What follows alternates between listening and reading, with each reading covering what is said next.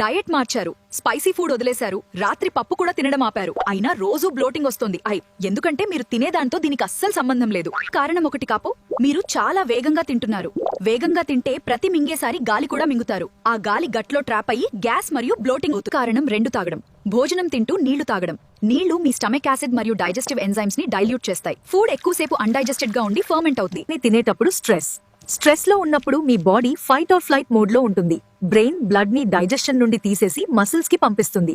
కారణం 4 నాంట్ gut microbiome imbalance. Bad bacteria ఎక్కువైనప్పుడు హెల్దీ ఫుడ్ కూడా బ్లోట్ చేస్తుంది. ఫిక్స్ ఏంటంటేవా, రోజు ఒక ప్రోబయోటిక్ ఫుడ్ తినండి.